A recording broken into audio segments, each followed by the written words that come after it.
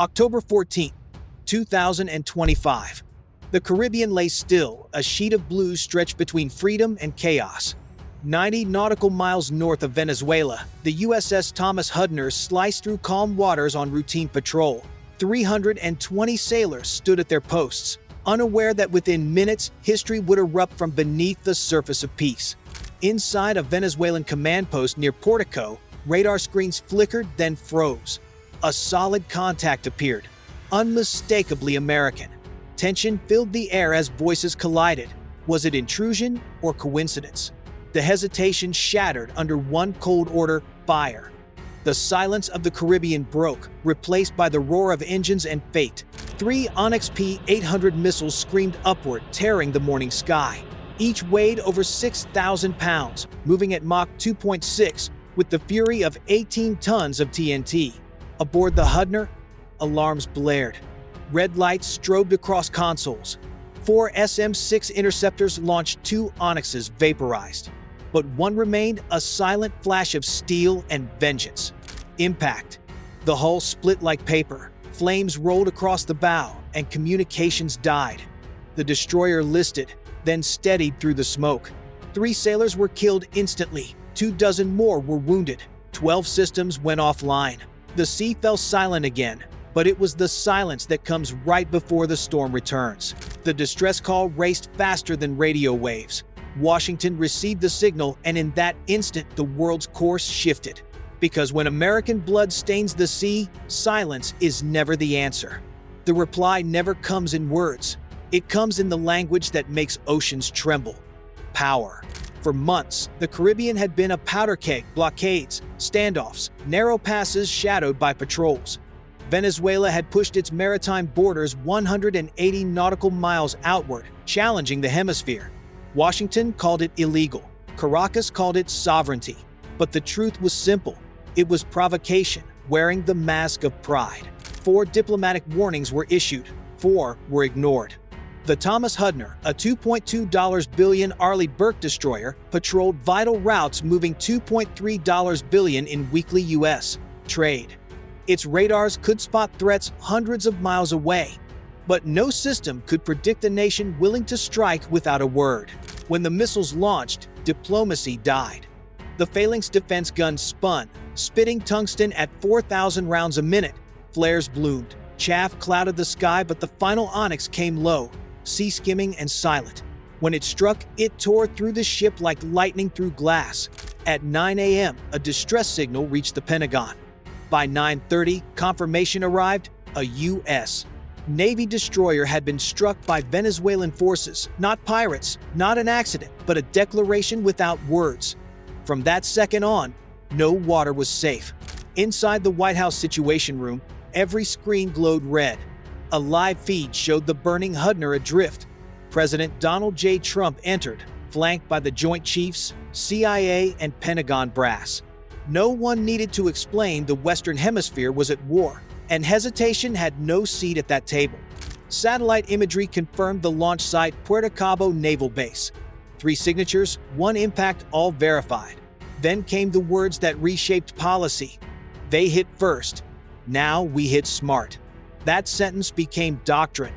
Minutes later, the blueprint of retaliation began to form. The mission's name: Operation Freedom Thunder.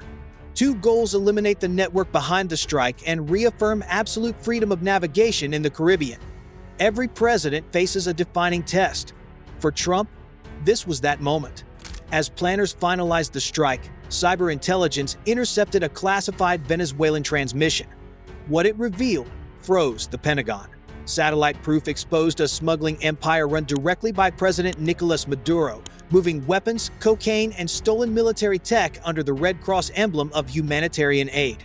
For years, those vessels slipped into American ports carrying poison and deceit. The same hands that profited from that criminal network had now fired at a U.S. warship. The line between corruption and aggression vanished in smoke and arrogance. The intelligence brief to the president contained one underlined phrase: "This is not provocation. This is organized crime disguised as government." Trump signed the order. At 5:17 p.m., a coded message left Barksdale Air Force Base, Louisiana: Freedom Thunder active. The storm was now official. Pilots sprinted toward their aircraft, 2 B-52H bombers, 2 F-35 Lightning IIs, and 1 EA-18G Growler. Call signs: Bunny 01 and Bunny 02. Each machine a line of music in an orchestra of thunder. This was not revenge. It was precision wrapped in purpose. As the sun fell over the Gulf of Mexico, engines ignited, painting the sky in streaks of fire. America was moving, and soon the world would understand the true meaning of 2 words: freedom, thunder. Freedom defended not by speeches, but by storms. The B-52Hs rose into the dusk, flying fortresses carrying the weight of resolve. F-35 seconds shadowed them in silence, while the Growler led, built to blind the enemy before they even knew what was coming. No chatter, no lights, just heartbeat and altitude. Destination: Caracas. 35,000 feet above, the strike group refueled mid-air and crossed the Gulf unseen. Below, the Venezuelan coast shimmered silver under moonlight. Above, shadows of thunder drew closer, their silence louder than any declaration. From Puerto La Cruz to Caracas, enemy radars scanned frantically. Then the Growler unleashed full-spectrum warfare, ghost signals flooding screens. Hundreds of phantom aircraft dancing in chaos. Every lock failed. Every echo lied.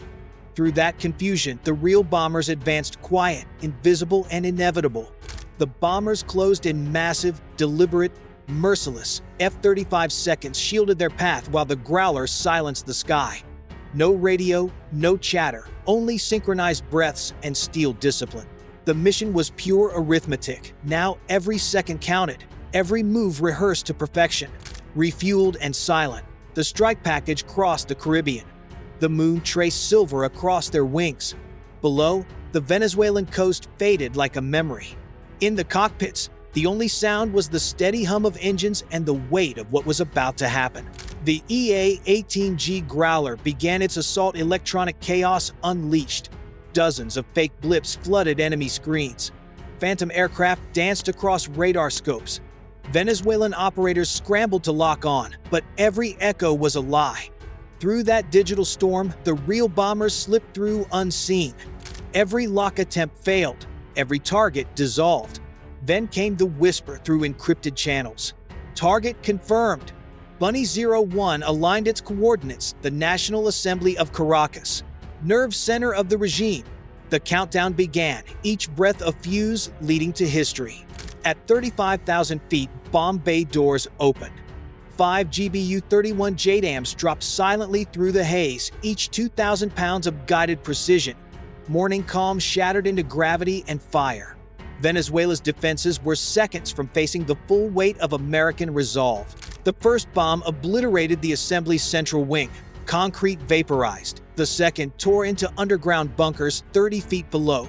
2 more detonated in tandem, collapsing steel and fuel lines. A perfect double impact rippled through the capital, an explosion measured in seconds but remembered for generations. Flames rolled into the sky. A 120-foot fireball consumed the skyline. Shock waves shattered windows for miles. The grid failed.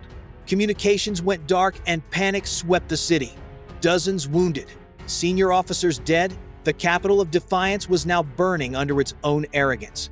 Maduro wasn't inside, but the message reached him all the same. The symbol of his power now lay in ashes. Above, the bombers banked north. No counterfire, no losses. 7 minutes. That's all it took to write a warning across the morning sky. Live feeds confirmed it. Every bomb hit, none missed. It wasn't vengeance, it was precision. When the sun rose over Caracas, the world was changed. The assembly was gone. Smoke clung to the skyline like a shadow that refused to lift. The once defiant capital stood crippled. Power grids collapsed, networks dead, command centers silenced. In a matter of hours, Venezuela's military spine broke. Across the Caribbean, the message was clear: blind arrogance meets blinding force. No missiles fired back, no jets scrambled. Venezuela's defenses were paralyzed. At 1 p.m. Eastern, President Trump addressed the nation steady, cold, and deliberate. The United States did not start this war. His calm tone carried more weight than any threat. Then he added, "But we stopped the threat." Behind him, digital screens displayed DEA maps of smuggling routes and satellite proof of weapon caches under aid warehouses. The attack on the Hudner was no lone act. It was a criminal network's declaration of war. The world reacted instantly. NATO expressed support. 25 nations cut ties with Caracas. Shipping insurance near Venezuelan waters tripled overnight. Markets trembled. Defense stocks soared. A single military strike had just redrawn global alliances. Inside Venezuela, panic erupted. Civilians fled government districts. Hospitals overflowed. Blackouts spread. Propaganda channels replayed old speeches to fill the silence. For the first time, the regime's voice, once loud and defiant, was gone. What began as pride ended in ruin. 72 hours later, the Caribbean was calm again. But it was the calm after a scream. The wreck of the Thomas Hudner stabilized, her flag still flying, a reminder that symbols can endure even when steel breaks. When America is struck, the reply isn't spoken, it thunders. Venezuela gambled with deceit and paid in fire. Freedom Thunder wasn't revenge, it was doctrine. Freedom of navigation is not negotiable. Deterrence is not a bluff. The operation became a textbook of modern warfare, swift, surgical, undeniable. Caracas may rebuild its walls and rewrite its speeches, but the crater will outlast every politician. When warnings go unheard, consequences arrive faster than diplomacy ever can. Analysts called it the future of 21st century combat: electronic deception, stealth precision, zero casualties. Caracas may restore its skyline, but the fracture in its power will echo for decades. Some lessons are written not in ink, but in shockwaves. The sea remembers, the sky remembers, and the world remembers who commands them both.